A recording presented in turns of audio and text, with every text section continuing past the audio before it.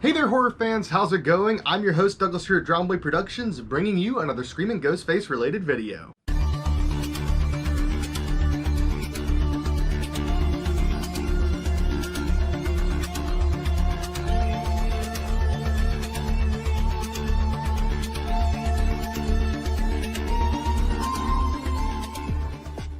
Today is a very special day. Something we've all been waiting for quite a while has finally arrived.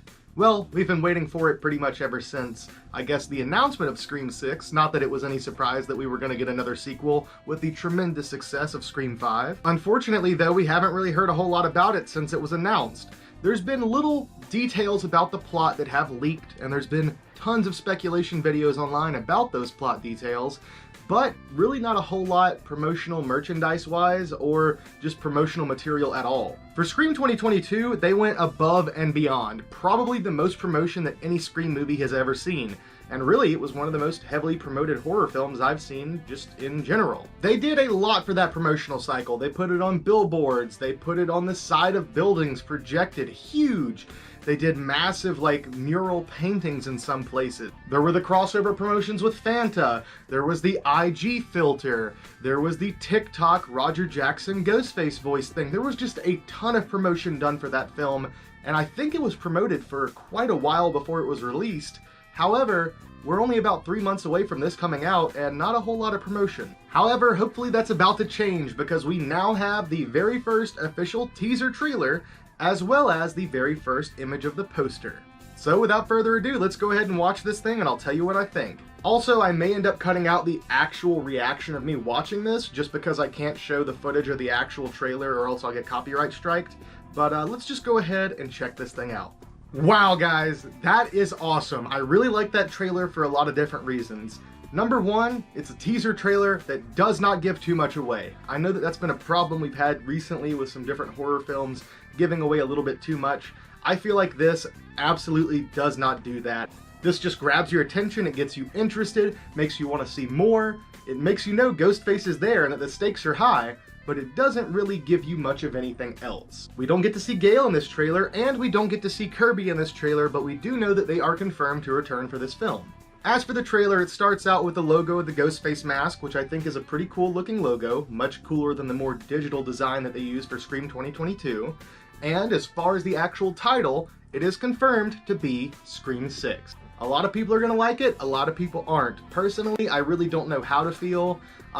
Being that they called this one Scream 6 instead of Scream with 2 exclamation points, which is what I believe most people thought the title was going to be, I almost would have preferred the double exclamation points to this, just because, and only because, they didn't call the last movie either 5 Cream, or, being that they used the Roman numerals in this, you could have still done Scream and then just had the V and the M at the end of it. So it seems like a bit of a missed opportunity with the last film, but I guess they saw that that movie did well enough and it brought enough interest into the franchise that they're not worried about alienating an audience by calling this one Scream 6. So, weird naming decision, I guess, but I don't know. That's not really going to affect the movie for me. Now, as far as what we're seeing here, you get some nice shots of the Big Apple, New York City, and then we're pretty much in a subway station for the rest of the trailer. It's also worth noting that it seems that this entire film takes place during Halloween, which is pretty awesome. The only other Ghostface related thing that really is exclusively around Halloween was Scream Resurrection. And it wasn't the entire story, but a majority of the story is kind of directly related to Halloween. I'm sure that's going to create some pretty fun antics with Ghostface costumers walking around with the actual killer present. Kind of like in the subway. I would have to go back and rewatch it, but I'm pretty certain it shows obviously multiple different Ghostface costumers in the subway. I believe that they were wearing ultra white masks, whereas the actual killer is wearing an EU mask. By the way, speaking of masks, before we dive into the actual Scream masks in this movie, let's talk about some of the others. You catch a few quick glimpses of many other costumers, and I think you see some Fun World costumes in there. I think I saw David Bowie for a second. But most interestingly, and probably what's going to be the most annoying to me, is that they added the Distortions Unlimited Death Mask. Now guys, if you know me, Distortions Unlimited is my favorite mask company. They have the coolest designs, period. I just love them. So much great stuff. And Death is one of my favorites, absolute favorites Distortions pieces. So to see it in the movie is really cool, and it's also going to be a little bit annoying because ultimately we know that some people, like myself, are going to try and get all the masks that are featured, and that is a very difficult mask to come across, but it's really awesome to see it make an appearance in this movie. Now, as for the actual killers, interesting stuff here. In this trailer, I'm pretty confident that the mask that the killer, or at least the person who attacks Mindy, whoever that is, maybe it's a joke, maybe it's actually them being attacked, but whoever that is, I'm pretty damn confident, almost 100% certain that that mask is literally one of the same masks that was used in Scream 5. You can tell by the way that it's modified that it's almost 100% for sure the same mask, and being that they did keep a mask or two from filming, I'm willing to bet that that's the one. Also, let's go ahead and talk about some stuff, I guess, that wasn't shown directly in this trailer. So, I'm sure at this point all of you have either seen or you've heard about the image of Ghostface wielding a shotgun, and it's caused quite a bit of controversy. Whenever I first saw it, I really didn't like it, and I still don't like it. I'm pretty certain, I can't remember exactly where it was said, but I'm pretty certain that there were rules agreed upon between Wes and RJ, things that Ghostface could not be seen doing on screen. There are many different things. I believe amongst that is pretty much anything sexual, and I want to say, maybe I'm wrong, but I want to say that Ghostface wielding a gun was one thing we were never supposed to see on screen. I know it happened with the Call of Duty skin, but as far as the actual on-screen killer, I don't think that's ever supposed to have happened. Some people think that that could be a stab sequence because of that, or maybe it isn't. I tend to think it's actually more so a part of the actual core film than something related to stab, simply because there's another shot that was leaked that shows our main characters in the same convenience store. Ultimately, I really don't like seeing Ghostface wield a gun, and it's not because the killers aren't supposed to have guns, because that always happens, 100%, I agree with you guys. At the end of the movies, once they're unmasked and they're just the killer, no longer Ghostface, then yeah, they're always usually gonna have a pistol. But just something about seeing the Ghostface costume wielding a shotgun, one arm out, all action hero badass style, it doesn't seem too cool or menacing to me. But I guess we'll see exactly how it plays out on film. Another thing to notice that I think not many people have noted is if you look just very close in the background of that image, you can kind of make out a leg wearing jeans. So I'm pretty certain that there's somebody dead laying there. I'm pretty certain that that's a body. Could it be one of our main cast? Could it be a side character? Is it just some bystander in the store? Who knows? But in my opinion, it looks like somebody definitely got stabbed or capped, one or the other. Regardless, I don't know exactly how that's going to play out on film, but it kind of looks like another Call of Duty finishing move to me. Now let's talk about masks and costumes.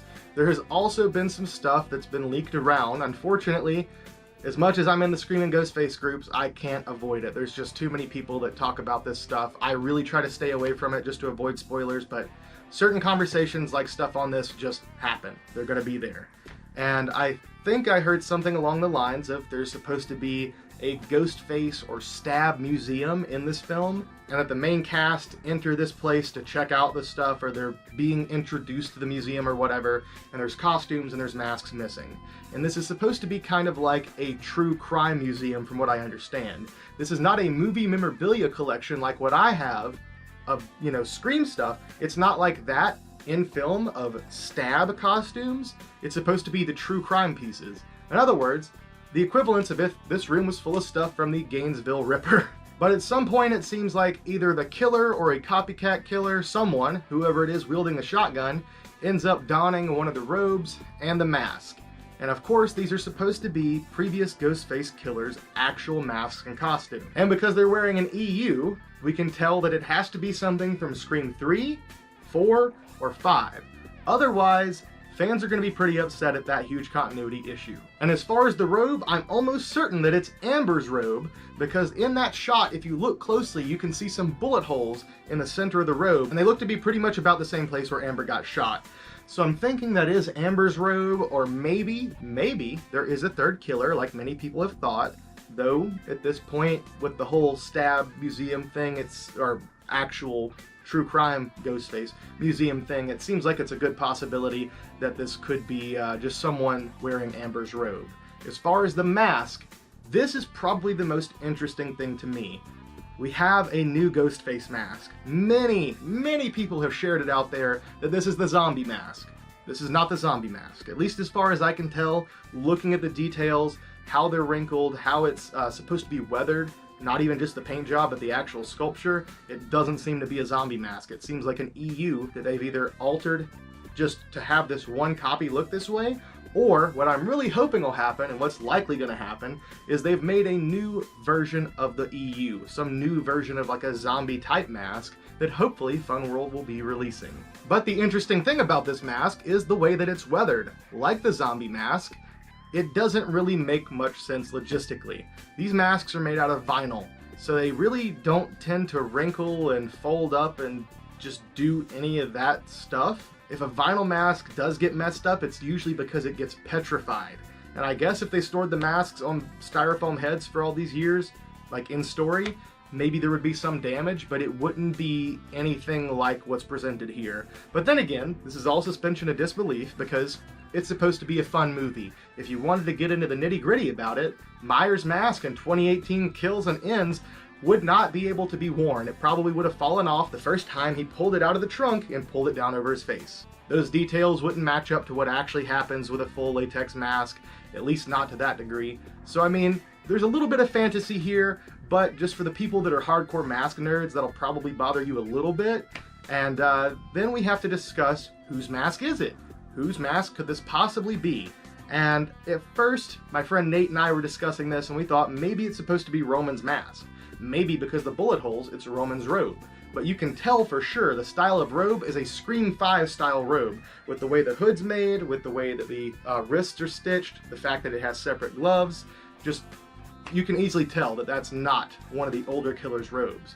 Now the mask could have been Roman's because it's an EU.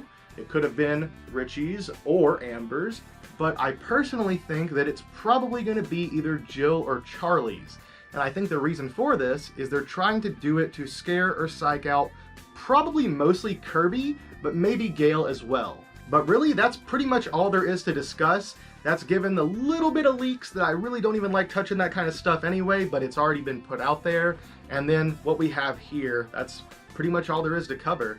I don't really like doing as much spoiler and speculation type videos. I don't know if you guys really love those kind of videos, if you would prefer seeing that come out of this channel, but something Wes said back in the day just really stuck with me, and it's kept me from doing those types of videos. And then Kevin sent us, I think something like 30 pages by email. We read it. It was fabulous.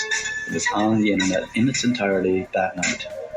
And all of you little fuckers out there that think that's really cute, you fucking ruined our next 3 months. However, modern age, it seems like this is something you're just going to have to learn to live with because it's pretty much always going to happen. Personally though, I haven't decided to do it too much. It can be fun to speculate on these kind of things and to talk about it and to dig into all the little things that leak. However, I feel like to some degree with something like this specifically that's supposed to be somewhat mystery oriented, it can kind of ruin the fun. Also, the poster does look really freaking cool. You've got Ghostface staring through the window of a subway car, and it's crazy. It's not really something that I think would mesh really well in a lineup with the previous Scream posters, but I still really like it. And with that being said, I guess there's really not a whole lot left to discuss. I want to know what you all think in the comment section down below. Are you excited? Are you indifferent? I'm guessing if you're watching this video and if you're on my channel, you probably love Screaming Ghostface. And from the looks of it, looks like it's going to be a fun, great movie, so let's just hope it is. Oh, by the way, they said that they upped the gore multiple times over any other Scream film, so this should be the goriest Scream film, period. With that being said, something makes me feel like we're just going to see somebody get splattered on that subway. Anyways, enough about speculation. I love you all. I hope you guys enjoyed today's video. Let me know what you think about this trailer and the poster in the comment section down below. And we'll be doing a review on this movie as soon as it releases. So if you guys love Screaming Ghostface content, please go ahead and subscribe. Check out some of my other videos. Love you all. Thank you for watching and see you next time.